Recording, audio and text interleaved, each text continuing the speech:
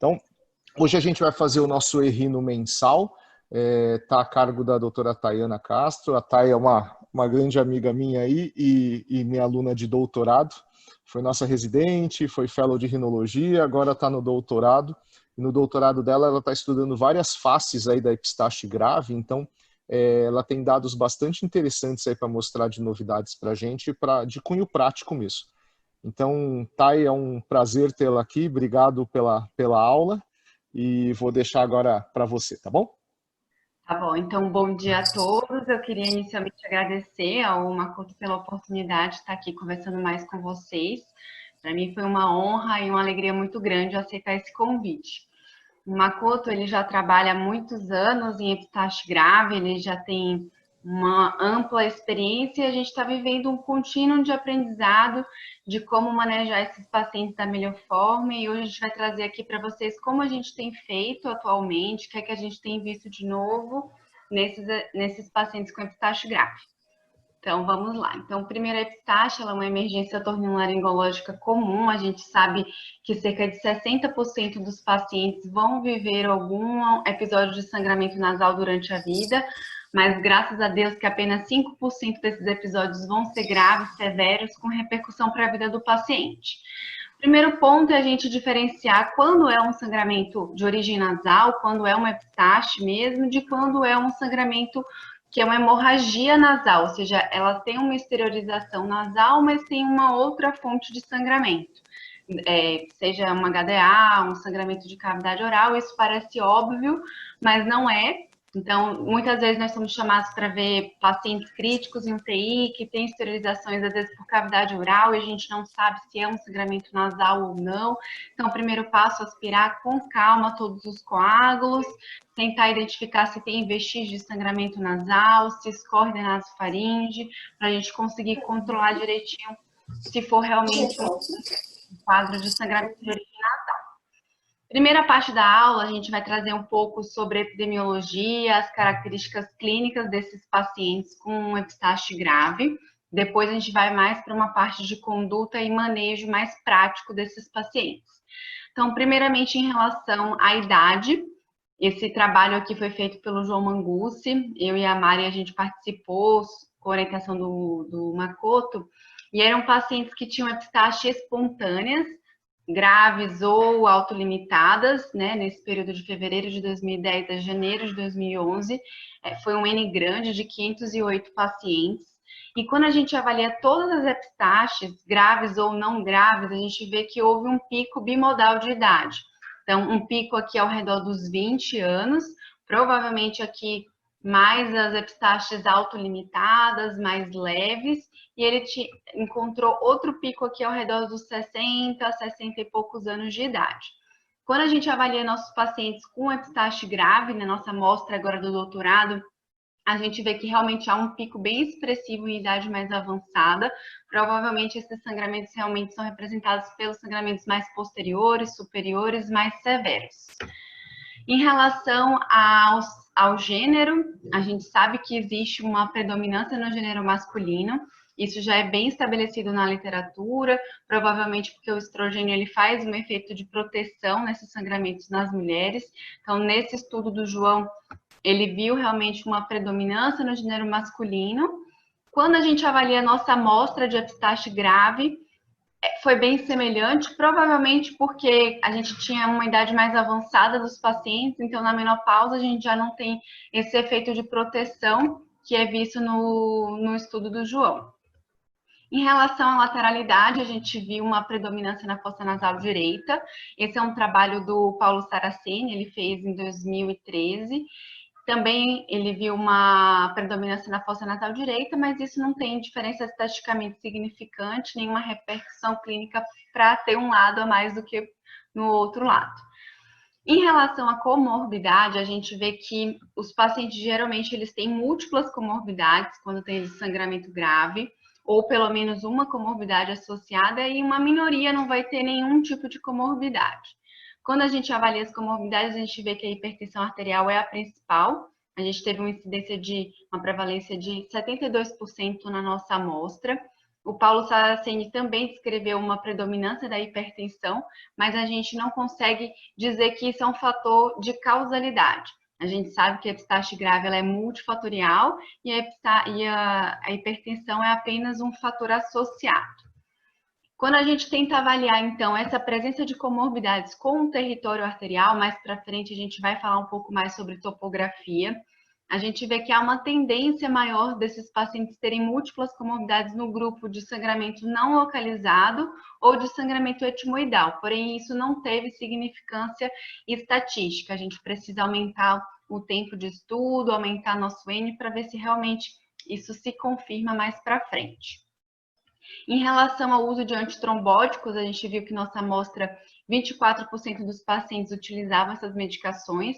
Isso bate com a literatura, geralmente fica em torno de 20% de uso dessas medicações, porém, a gente não tem também uma associação de que quem usa antitrombótico vai ter um sangramento mais grave, mais recorrente ou mais severo. Em relação à análise dos sinais vitais alterados na chegada desse paciente, a gente avaliou os pacientes que estavam hipertensos, os que tinham sinais de choque, como hipotensão, taquicardia, presença de dessaturação, e há também uma tendência desses sinais vitais estarem mais alterados no grupo de esfenopalatina do que nos outros grupos de etimoidal e sangramento não localizado.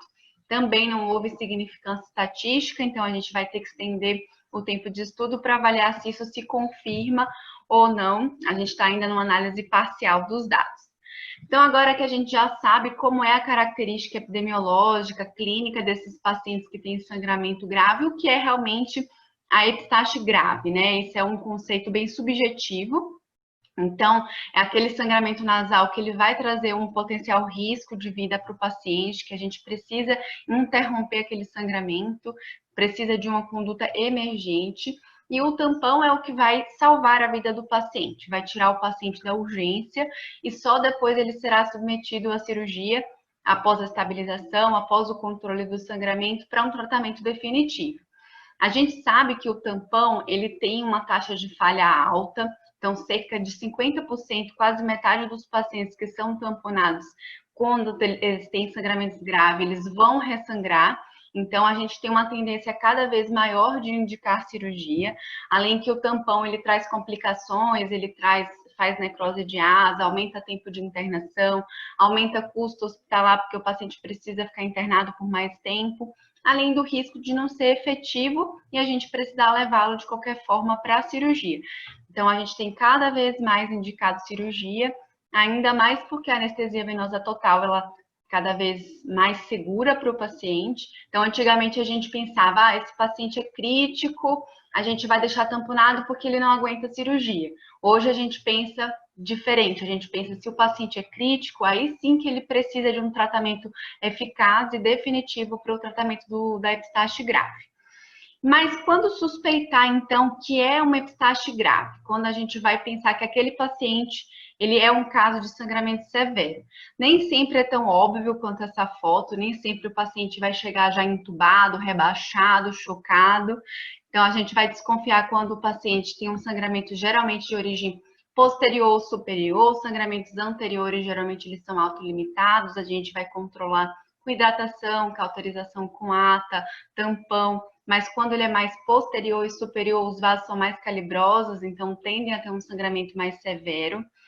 Quando é difícil de você identificar o ponto sangrante no PS, a gente sempre procura, a gente sempre tenta identificar o ponto de sangramento, mas nem sempre isso é possível. Então, quando o paciente está com sangramento muito volumoso, é difícil de você fazer uma endoscopia nasal eficaz nessas condições. Então, a gente vê que na nossa amostra, menos de 30% dos pacientes dos nossos casos conseguem identificar no pronto-socorro de onde sangra quando é um caso de epistaxe grave.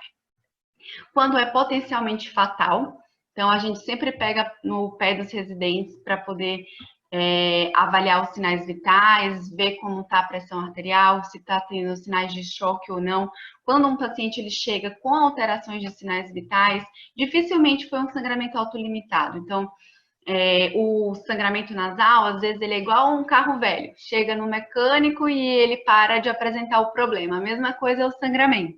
Então, às vezes, quando ele chega para o médico, ele já parou de sangrar, mas ele sangrou muito em casa. Então, é o que o Makoto fala: acredite na história do paciente. Olha se o paciente tem sinais de um sangramento volumoso, se ele chega exsanguinado, com uma toalha de sangue encharcada, um balde cheio de sangue, você vai acreditar que aquele paciente teve um sangramento severo. E quando teve falha de tamponamento, então o paciente está fazendo um tampão e ele volta a ressangrar, a gente já sabe que tem uma taxa importante de ressangramento com tampão, então pode ser um caso também de epistaxe severa. Então, quando indicar a cirurgia? A gente trouxe aqui para vocês uma enquete, para vocês falarem da experiência de vocês, quando vocês indicam cirurgia na epistaxe. Não tem certo e errado, é o que vocês fazem. Então, em quais situações vocês preferem levar o paciente de epistaxe ao centro cirúrgico? Letra A, somente em caso de falha do tamponamento anteroposterior. Letra B, em todos os casos com necessidade de tamponamento anteroposterior, independentemente de sucesso ou falha. Letra C, o item B, com aqueles casos que foi feito tamponamentos recorrentes. Ou letra D, que é o item C, mais queda importante de HB, mesmo sem sangramento ativo no momento.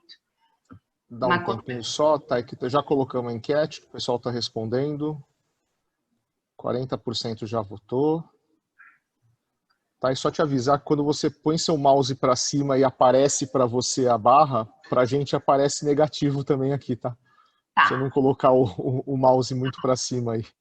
Makoto, você acha melhor responder as questões no final? Acho que é melhor, né? É que eu vi que tem uma do Luigi, né? O Luigi perguntou qual a experiência da gente com morte em idosos por tampão bilateral. Luigi, eu acompanho enquanto o pessoal está respondendo a enquete, eu acompanho esses pacientes de epistaxe grave, né, os que vão para a cirurgia mesmo, desde 2004, mais rotineiramente. Eu me lembro de um paciente só que faleceu, mas ele faleceu num pós-operatório e o que eu acho que assim, o paciente foi desmonitorizado para ser transferido da sala cirúrgica para RPA e nesse intervalo aí deu algum piripá que infelizmente o paciente acabou falecendo, era um idoso, era um senhorzinho. Foi o único caso de morte mesmo que eu me lembro, assim, pelo menos só de lembrança. Mas não foi por causa do tampão, claramente, né? Ele perguntou, acho que pelo tampão acho que a gente não teve nenhum caso. É porque o tampão bilateral ele pode dar mais hipóxia ainda, né? É mais grave ainda do que só o anteroposterior de um lado, o tampão bilateral. Em idoso principalmente, você pode predispor a hipóxia, hipoxemia, aumenta o risco de arritmia e evento cardiovascular. Então o risco é maior mesmo. Sem contar aquele risco teórico de choque tóxico, mas eu não me lembro de ter visto. Bom, aqui quase todo mundo votou, então vou apresentar aqui os resultados para vocês. A enorme maioria do público aqui colocou, metade, né, praticamente, colocou que a alternativa D. Idem ao C, né, com todos, no caso de tamponamento anterior-posterior, mais recorrentes e mais queda importante do HB, mesmo sem sangramento ativo. Como a Thay falou, não tem bem certo ou errado nisso daí. Para ser bem sincero, até antes da Thay continuar, nos consensos de epistaxe, então se pegar o consenso americano ou o consenso britânico, eles falam que a cirurgia é só depois da falha do tampão anteroposterior. Então não é nem o fato de colocar o tampão já indicar a cirurgia. Para eles, teoricamente, a indicação clássica é só na falha. Pode continuar aí, Thay, por favor. Então, vamos lá. Porque antigamente a gente só indicava a cirurgia depois do tampão anteroposterior. Então existia uma ordem, você tinha que passar pelo tampão anterior, fazer tampão de gases, só depois, e isso tem mudado cada vez mais. Primeiro, então, quando a gente vai indicar a cirurgia realmente em epistaxe? Existe um estudo europeu que lançou os critérios de Wexham, foi um estudo retrospectivo grande, ele avaliou pacientes que eram submetidos à ligadura da artéria esfenopalatina e ele propôs alguns critérios para organizar essa indicação de cirurgia. Para eles, então, bastaria ter um dos 4, então uma epistaxe posterior persistente que não tivesse tido controle com tampão, uma queda de hemoglobina maior que 4 pontos ou necessidade de transfusão, ou se houvessem 3 episódios de epistaxe recorrente que precisaram retamponar na mesma admissão, ou múltiplas internações mais de 3 ocasiões nos últimos 3 meses por sangramentos do mesmo lado do nariz. E como é que a gente faz na escola? A gente é um pouco mais permissivo nessa indicação, então a gente acredita que é o tratamento definitivo mais eficaz. Então, nos casos de epistaxe grave, sangramento severo, que a gente já sabe o que é pelos slides anteriores, quando tem uma queda maior do que 2 pontos de hemoglobina, a gente não espera cair 4, 5 pontos para indicar cirurgia. Muitas vezes os pacientes já têm um HB basal menor, são doentes renais crônicos, que têm doença crônica, ou já chegam com anemia na admissão. Então, você não precisa esperar cair 4 pontos para você indicar. Um sangramento que tem uma queda de 2 pontos já vai trazer uma repercussão para o paciente. Se ele precisou transfundir, então provavelmente ele teve uma repercussão hemodinâmica para o sangramento, a gente também indica cirurgia, ou a recorrência, aquele sangramento que a gente tampona, melhora, no dia seguinte volta a sangrar novamente. Então, é um caso que a gente também costuma indicar frente a esse conjunto. Então, cirurgia de epistaxe não é só após TAP, então a gente indica se é um sangramento severo, que teve uma repercussão, que é recorrente, a gente indica cirurgia para esses pacientes. Aqui é um gráfico que mostra a nossa amostra nos últimos 20 anos de indicação de cirurgia nos casos de epistaxe grave. Então, a gente vê que lá para 2000, poucos pacientes recebiam a indicação de cirurgia, cerca de 4, 5, 6 pacientes. E ao longo dessa experiência, a gente foi ganhando mais conhecimento, mais experiência, a gente tem indicado cada vez mais cirurgia. A gente vê que nesses últimos anos, a gente indica mais de 40, 50 pacientes por ano. Aqui em 2020 ainda não completou o N, né? Ainda estamos em curso. Então, avaliando nesses 20 anos, a gente indicou 426 cirurgias por sangramento grave na escola. Ainda a maioria foi de esfenopalatina e de etimoidal, ainda era um número considerável. E outros pontos de sangramento e esse point tem cada vez mais aumentado. Então, de 2016 para cá, a gente tem feito uma procura mais importante desses pontos, eles têm aumentado e esfenopalatina tem uma tendência de queda aí nesses últimos anos que a gente está vendo. Avaliando, então, a topografia, uma coisa interessante que a gente consegue ver que, de acordo com a topografia no nariz, a gente consegue avaliar qual é a correlação disso para a topografia do sangramento e a clínica, a expressão de sangramento nesses pacientes. Então, a gente dividiu aqui em 3 áreas. A gente tem a área anterior, que é representada basicamente pela área de Kielce-Bach. Ela é uma anastomose de artérias de menor calibre, então geralmente são sangramentos mais leves, mais autolimitados. E a gente tem a área superior, que é principalmente o território da etimoidal anterior, da etimoidal posterior, e o território posterior, que é basicamente representado pela esfenopalatina, que é a mais calibrosa. Tem também outras artérias, mas a principal representante é a artéria esfenopalatina. Então, a gente fica aqui com essas 2 áreas, tanto na parte septal quanto da parede lateral, e a gente pode correlacionar isso com a clínica do paciente. Então, geralmente, essa área posterior, ela vai ser responsável por um sangramento de grande volume. O paciente, geralmente, ele chega sangrando com muitos coágulos, ele pode exteriorizar tanto o anterior quanto o posterior, que é o território principal da esfenopalatina, e o superior, principalmente pelas etimoidais, ele também é um sangramento de grande volume. O paciente pode chegar sangrando ou não, é um sangramento que pode ser intermitente, então, às vezes, quando ele chega para você, ele não tem mais sangramento. Então, esse tipo de paciente, ele não pode ser liberado para casa. Você viu que o paciente teve um sangramento volumoso, pede um HB, deixa hidratando lá no pronto-socorro, deixa em observação umas 6, 12 horas, porque provavelmente é um paciente que vai voltar a sangrar. E ele pode esterilizar também tanto o anterior quanto o posterior. Então, em relação agora ao topo diagnóstico, vamos conversar um pouquinho mais sobre isso, uma enquete novamente. Na experiência de vocês, vocês costumam procurar os pontos sangrantes na cirurgia de epistaxe grave? Onde vocês costumam achar os pontos mais sangrantes? Letra A, não costumo procurar pontos sangrantes, prefiro abordar diretamente a artéria esfenopalatina. B, procuro pontos sangrantes e costumo achá-los principalmente na região posterior do nariz. Ou letra C, costumam procurar pontos sangrantes e achá-los principalmente na região superior do nariz. Macotinho vai colocar... Está em andamento já a enquete, já metade já votou, tá? Mais uns segundinhos, a gente já continua. Queria dizer que sua irmã e seu cunhado estão assistindo você, viu? Não sei se isso é bom ou ruim.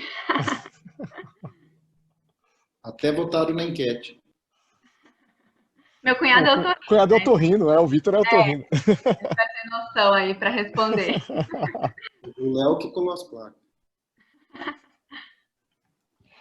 Tá bom? A maioria aqui já votou, vou apresentar os resultados para vocês. Então, 69% colocaram que procura pontos sangrantes e costuma achá-los na região superior, 28% procura e acha na região posterior e 3% prefere já abordar diretamente a esfenopalatina. Aqui, só para falar também, de novo, como não tem muito certo e errado,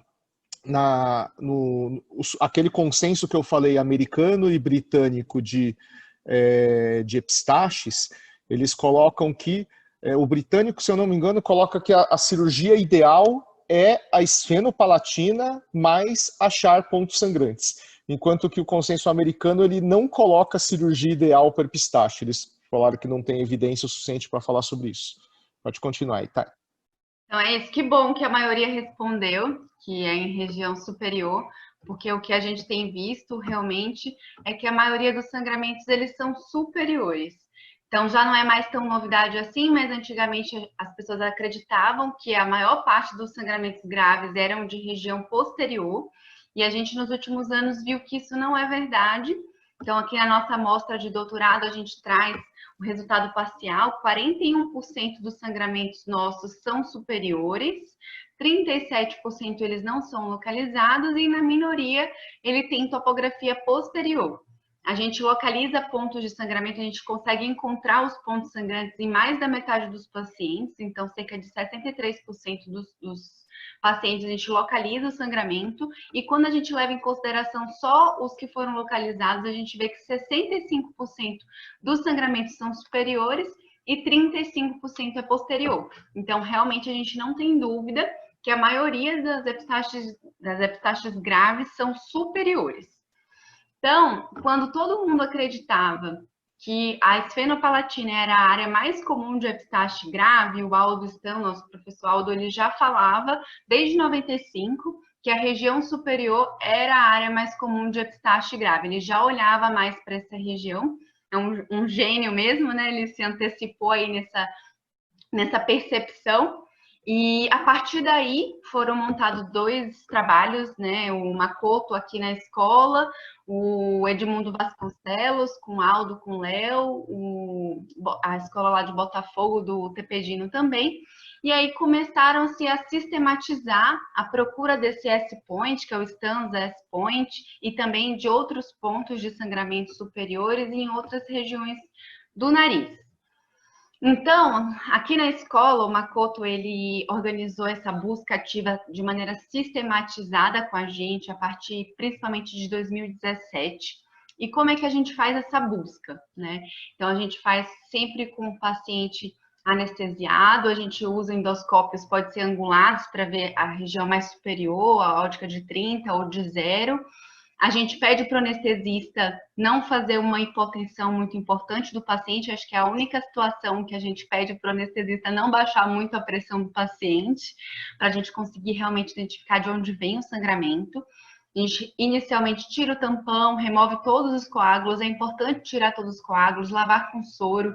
O coágulo ele vai consumir fator de coagulação, ele vai te atrapalhar a achar o local correto de sangramento.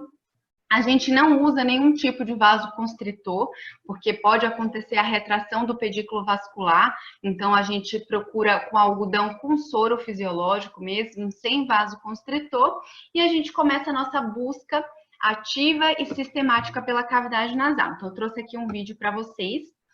Então, aqui a gente começa a inspeção, a gente está olhando aqui a região do S-point, que é essa região do septo alto, a altura da inserção da concha média, a gente vai olhar teto, o septo alto não S-point, A gente vai olhar toda a fossa nasal, fazer uma inspeção completa até a região mais posterior. Depois a gente luxa a concha média, expõe o meato médio, olha a região de uncinado, bula, a topografia da esfenopalatina. Quando a gente luxa, às vezes faz uma pequena laceração da mucosa, a gente vai lá, cauteriza e continua a inspeção. Aqui a gente está olhando o corneto inferior, depois a gente luxa, olha o meato inferior. Então, é muito importante quando a gente vai fazer a busca sistemática, a gente não confundir uma laceração com um ponto evidente de sangramento. O ponto de sangramento é aquele que vai ter um pedículo vascular e vai ter um sangramento ativo volumoso, que você vai se convencer de que ele foi o responsável pelo sangramento. Na busca, às vezes, você vai fazer pequenas lacerações que você vai cauterizar, mas não confundir eles com o ponto de sangramento para vocês não terem falha de cirurgia. Então, já que a gente sabe que a maioria dos sangramentos são superiores, que são de território etimoidal, quais são esses principais pontos que a gente procura? Lá na escola, então, a gente sistematizou e procura o S-point, que é esse Stans S-point, que foi o primeiro ponto descrito nessa região. Ainda é o ponto mais encontrado em nossa amostra. Vou mostrar um videozinho já exemplificando ele. A gente tem teto nasal, septo alto acima do S-point e parede lateral alta, que é do outro lado da fossa nasal. Então, vamos ver aqui um vídeo que vai exemplificar o S-point para a gente. Então, isso é um ponto de sangramento que nos convence de que foi responsável pelo sangramento. Está em topografia do S-point. O S-point ele fica logo após o tubérculo septal. Tubérculo septal é uma área, uma barriguinha do septo que deixa a região um pouco mais difícil da gente visualizar, então é bom a gente ir com o endoscópio angulado para olhar mais essa região superior, que é um pouquinho mais estreita. Então, aqui no vídeo, a gente vê que é um sangramento ativo, a gente consegue ver o pedículo vascular, então a gente tem certeza que realmente foi daí a origem do sangramento. Para você ver como é estreitinho, ó, dá uma dificuldade realmente do aspirador cautério chegar lá na região. A gente faz a cauterização, então a gente cauteriza até o controle completo do sangramento. Vou mostrar aqui para vocês como fica o aspecto após a cauterização. Então, você vê que está totalmente cauterizada a região do pedículo vascular. Aqui deu até uma cauterizadinha na concha, porque é estreito mesmo, é difícil de você acessar. E foi essa conduta para esse paciente. A gente não precisou fazer ligadura externa da etimoidal anterior e tivemos sucesso, o paciente foi bem e não teve ressangramento. Outro ponto superior que a gente vai falar aqui para vocês é em relação a teto nasal. O teto nasal ele é um desafio para todos os otorrinolaringologistas, não só para os rinologistas, porque todo mundo tem um receio de cauterizar o teto. Então, a gente tem aquele receio de fazer fístula licórica, de cauterizar. Então, sempre abaixa a potência do cautério, vai numa potência primeiro de 8 a 10, até você ganhar mais confiança. É uma região de difícil acesso, então ela é estreita, então é difícil você chegar também com o cautério, com a ótica, então bota uma ótica angulada, vai com um algodãozinho de anterior para posterior para você explorar todo o teto. E outra coisa que ainda para dificultar ainda mais a nossa vida, o teto na nossa amostra de doutorado, ele mostra que tem geralmente mais de um sítio de sangramento associado, e isso teve significância estatística na nossa amostra até então. Então, quando é teto, procure direito, faça uma inspeção ainda mais caprichada, porque provavelmente vai ter mais de um sítio de sangramento. Eu trouxe aqui um vídeo para exemplificar um dos pacientes da amostra do doutorado. Aqui a gente vê um ponto de sangramento bem anterior. Então, antes da concha média, vocês podem cauterizar com mais segurança, não vai fazer fístula licórica, a base do crânio ela começa da inserção da concha para trás mesmo. A gente cauterizou essa parte mais anterior. A gente continuou explorando toda a fossa nasal, a gente foi para a região mais posterior, e quando a gente foi para trás, o que é que a gente encontra? Tinha outro ponto de sangramento no teto mais posterior, aqui, que a gente cauterizou também. Então, quando for teto, além de ser um desafio pela técnica cirúrgica em si, procurem direito, porque geralmente tem mais de um ponto. Depois que a gente fez a cauterização, ficou bem sequinho, não teve mais sangramento, então foi eficaz. A gente não precisou fazer ligadura externa da etimoidal nesse paciente também, a gente fez a cauterização apenas de teto e o paciente ficou bem. E assim, o aspecto, depois que você faz a cauterização, o nariz tem que estar seco. Se ele está babando, continua procurando, continua explorando, porque tem que estar bem sequinho para você finalizar e ficar satisfeito com a cirurgia de sangramento. Os sangramentos, então, posteriores de território de esfenopalatina, a gente tem categorizado algumas opções, né? Então, o mais encontrado em nossa amostra é meato médio parede lateral. Também a gente procura concha média na face medial, lateral, coana, septo inferior, concha inferior, meato inferior. E eu vou trazer aqui para vocês um exemplo de meato médio parede lateral, que é o mais encontrado na nossa amostra até então. Então, aqui a gente está explorando o meato, aqui a concha média, parede lateral. A gente luxa a concha, a gente visualiza um ponto de sangramento ativo entre um pinado e a bula. Aqui, então a gente vai com cautério, cauteriza essa região. E aí, após a cauterização dessa região, a gente vê que houve um controle do sangramento, parou de sangrar. A gente completou aí a cauterização.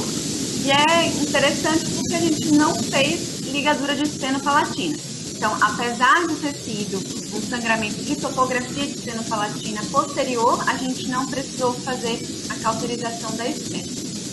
Então, a gente acabou aí a cirurgia, pode colocar um Fugicel, completa a inspecção da fossa nasal, e foi isso que a gente fez com o nosso paciente, com sucesso, sem sangramento. Então, aqui a gente mostra, esse é um trabalho da Clarice, que até gerou aquela publicação, foi do Meparem dela, e a gente avaliou, é uma distribuição muito parecida com o que a gente tem encontrado na amostra atual. Então, também tinha uma predominância de sangramentos superiores, o S-point foi o principal ponto superior encontrado, seguido de não localizado, e aqui a distribuição de sangramento posterior. Na nossa amostra, então, a gente também tem o S-point como principal ponto, seguido do teto nos sangramentos superiores e de esfenopalatina, o meato médio parede lateral foi o principal. Então, procurem o ponto sangrante. Vocês não podem sair hoje sem ter isso na cabeça. A gente tem que procurar o ponto sangrante. Quem não sabe o que procura não reconhece o que acha. Então, em 2015, a gente não procurava ponto de sangramento. A gente entrava, fazia a cauterização da esfenopalatina e resolvia o sangramento com uma boa eficácia. Então, a cauterização da esfenopalatina, ela tem uma taxa de sucesso maior que 90%, 95%. Então, vocês devem estar se perguntando, como é que então a gente cauteriza a esfenopalatina e resolve um sangramento, sendo que a maioria dos sangramentos são superiores? Provavelmente porque diminui o fluxo nasal geral e com isso vai conseguir controlar também o sangramento com uma taxa de sucesso. Porém, a gente já sabe que os pontos sangrantes, eles existem, eles são mais superiores, eles devem ser procurados porque a gente encontra. Então, em mais da metade dos pacientes, cerca de 30% a gente não encontra ponto de sangramento. Então, encontre. Por quê? Quando a gente faz a cauterização, quanto mais distal do vaso, mais eficaz é. Quando a gente faz uma cauterização muito proximal da artéria, podem haver colaterais e pode haver um sangramento, um ressangramento de uma colateral, de um raminho mais distal. Esse foi um caso, cortesia do professor André Alencar para o Makoto, e é interessante esse caso. Era um paciente que teve um trauma nasal há 15 dias, ele tinha epistaxes recorrentes, já tinha feito vários tamponamentos, ele iniciou com a cauterização da artéria timoidal por via externa, e quando ele entrou com o endoscópio, o que é que ele encontrou? Ele encontrou um S-point com sangramento ativo. Então, isso mostra que se a gente faz só uma cauterização proximal do ramo arterial, o paciente pode ainda assim manifestar um sangramento de um ramo mais distal. Então, ele encontrou aqui o S-point, fez a cauterização e o paciente também ficou bem.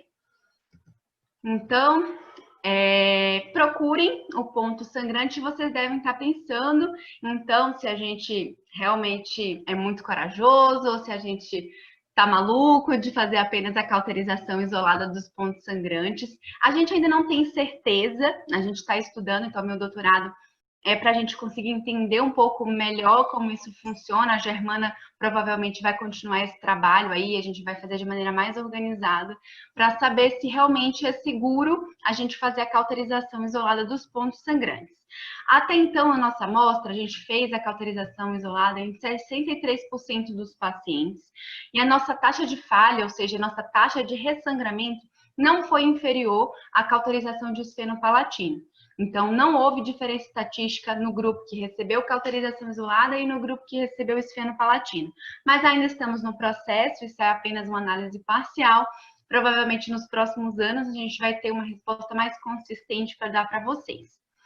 Na nossa amostra, então a gente teve até agosto, né? Então de agosto para cá já tivemos quase mais 10 casos de epistaxe, graças a Deus. E a gente teve dois ressangramentos. Um foi o Messi Point, que no segundo momento ele recebeu cauterização de esfenopalatina, e o outro foi um septo baixo, que foi depois abordado e feita a cauterização de teto nasal. Esse paciente que foi um septo baixo, na verdade, ele era uma laceração de septo, e aí depois, na segunda abordagem, a gente identificou realmente o ponto sangrante que era de teto, que mostra essa dificuldade do sítio quando ele é teto. É um sangramento mais difícil mesmo. Um dado interessante é que quando os pacientes eles tiveram ressangramento na nossa amostra, eles geralmente tinham histórias de epistaxe de repetição, ou seja, o paciente já tinha como episódio prévio aquele sangramento autolimitado ou não, então ele já tinha feito cauterização com ata, já tinha feito tampão anteriormente, há anos atrás, no mesmo lado. Então, houve uma diferença significante estatisticamente nesses dois grupos. Então os pacientes que tinham episódios prévios, eles ressangraram mais também na nossa amostra. Então o Makoto, ele organizou um fluxograma, que é o que a gente segue atualmente nesses casos de epistaxe grave. Então, quando o paciente tem um epistaxe grave, teve uma queda maior de 2 pontos, transfundiu, teve recorrência de sangramento, eles são então submetidos à cirurgia, sob anestesia geral. E aí, quando a gente acha um ponto sangrante evidente, ou seja, a gente vê o pedículo vascular, a gente vê o sangramento ativo, a gente faz a cauterização isolada do ponto. Quando ele não é localizado, se suspeita de esfenopalatina, a gente faz esfenopalatina. Se suspeita de etimoidal, a gente faz a cauterização de esfeno e etimoidal. A gente tem feito cada vez menos cauterização de etimoidal nos nossos pacientes, ele acaba que fica reservado mais para casos de falha, ou se tem uma história muito evidente, por exemplo, trauma, você vai pensar nisso quando não foi encontrado o ponto de sangramento. E é como o Makoto falou, o consenso europeu, ele recomenda, além de cauterizar, fazer esfeno também. O americano, ele não fala como faz. A gente ainda não tem uma certeza absoluta de qual é a melhor conduta, mas isso é o que a gente tem feito nos nossos pacientes. Então, eu trouxe aqui um pouquinho um vídeo de como a gente faz a cauterização da artéria esfenopalatina lá na escola. Então, um videozinho. A gente, então, começa luxando a concha média, expõe a região da artéria esfenopalatina, a gente infiltra com solução para sangrar menos o nosso retalho. Então, a gente faz a infiltração, a gente palpa a fontanela posterior, logo após a fontanela, a gente faz uma incisão vertical, faz uma confecção de um retalho, faz uma incisão superior, uma inferior. Então, vocês vão ver aqui. A gente expõe a região do forame. Aqui a gente vê a crista etimoidal, o trabalho do Paulo Saraceni, ele recomenda que a gente sempre remova a crista etimoidal, porque vai melhorar a exposição da artéria. A gente procura todos os ramos da artéria. E o que é interessante é que a gente recomenda que todo o forame esfenopalatina ele seja esqueletizado. Então aqui está a região do forame, e a gente esqueletiza inferior, a gente descola toda a região do arco da coana, a gente esqueletiza a parte superior, porque a gente já viu casos de forames acessórios, existe aquele ramo mais septal que vai para o septo, que às vezes pode ser causa de ressangramento. Então, a gente sempre recomenda aos fellows, residentes, que eles esqueletizem um forame, descolem até o rosto esfenoidal, mais aqui nessa região da coana. Então, aqui está bem cauterizado, bem exposto nesse exemplo de esfenopalatina. Depois a gente rebate a concha e o aspecto final que a gente quer que fique é esse cauterizadinho aqui em toda essa região, não só na região do forame. É assim que a gente preconiza a realização de esfenopalatina na escola. E a cauterização da artéria etimoidal anterior, a gente tem feito cada vez menos depois que a gente descobriu esses pontos de sangramento mais superiores. Então, como é que a gente faz? A gente faz uma incisão aqui externa, a incisão classicamente de Lynch, ela vem um pouco mais, ela desce até a região da clarúncula, vai um pouco mais superior, a gente tem feito uma incisãozinha menor. A gente dá um intradérmico, revisa bem a hemostasia para não ter nenhuma complicação de hematoma orbitário, e o resultado estético costuma ser muito bom. Então, você vê aqui no 7º PO, praticamente não tem mais edema palpebral, a gente tem uma pequena cicatriz aqui que fica bem satisfatória. Como é que a gente faz, então, a cauterização? Que está um pouquinho embaçado no começo do vídeo. A gente vai até o osso, descola com fria ou um aspirador descolador. É importante a gente não furar a periórbita para não ficar caindo gordura aqui nessa região e atrapalhar a exposição. A gente identifica a artéria timoidal anterior, a gente cauteriza com bipolar, secciona, cauteriza até seccionar a artéria, né? Então, a gente está terminando aí de cauterizar e o aspecto que a gente quer é aquele ali. Peraí que eu vou... Então, a gente quer realmente que fique bem a amostra a artéria, a gente revisa a hemostasia. Deixa eu adiantar aqui um pouquinho. Ó. Então, esse é o aspecto final que a gente fica depois de fazer a cauterização. Então, a gente esqueletizou bem aqui o forame da artéria timoidal anterior, a gente revisa aqui a hemostasia dessa loja, toda a região, pele subcutânea para não ter sangramento, não ter hematoma orbitário, mas a gente tem uma cauterização bem eficaz assim. Então, vamos lá. Mais um spoiler do nosso doutorado, o que a gente tem encontrado até então. A gente viu que nos sangramentos superiores, mais de território timoidal, os pacientes geralmente eles têm uma queda maior de HB e eles têm uma maior necessidade de transfusão sanguínea com significância estatística. Então, a gente vê que além deles serem os sangramentos mais comuns, geralmente eles trazem maiores repercussões para o paciente também. Então, geralmente a gente tem visto que eles têm maiores taxas de queda de HB e maior necessidade de transfusão sanguínea. Então, o que a gente não pode deixar de aprender nessa aula, o que a gente vai levar como aprendizado, primeiro, sempre procurar o ponto sangrante. A gente viu que ele está presente na maioria dos casos, então mais de 60% dos pacientes a gente vai encontrar o ponto de sangramento. A gente sabe que o sangramento superior ele é a topografia mais frequente nas epistaxis graves, não é posterior, como se pensava antigamente. O teto é um desafio, então é um desafio porque é difícil de manejar, é difícil o receio que a gente tem de cauterizar, e também porque já costuma ter mais de um ponto de sangramento, então quando for teto, toda atenção, bota o endoscópio angulado, explora todo o teto, vê concha superior, vê S-point, para procurar outros sítios. E a queda de HB e a transfusão sanguínea ela está mais associada aos sangramentos superiores e de etimoidal. Era isso, eu queria agradecer mais uma vez a oportunidade que o Makoto me deu de estar aqui conversando com vocês. Gostaria de agradecer ao Luciano, que me atura nas quintas-feiras, aos fellows, aos residentes que me ajudam diariamente com os pacientes do doutorado. Eu espero que vocês tenham aproveitado.